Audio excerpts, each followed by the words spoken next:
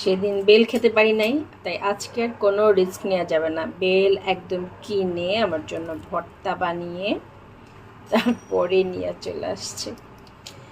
আমি বেলটা খাওয়ার সময় পাচ্ছিলাম না, এখন ভাবলাম যে এটাও পচে যাবে শেষমেশ, বরং আমি এটাকে আজকে খাওয়ার ব্যবস্থা করি। তবে এতটা বেল একটা বেলের মধ্যে ছিল, অনেকগুলো বেল এখানে। আর এটা একদম কাঁচা মরিচ, তারপর সাথে দেখলাম তেঁতুলও আছে। এই যে এখানে দেখা যাচ্ছে তেঁতুলের বিচি, আর অনেক কিছু আছে এটাতে মনে হচ্ছে। সব কিছু দিয়ে বেলের ভর্তাটা বানানোই আছে।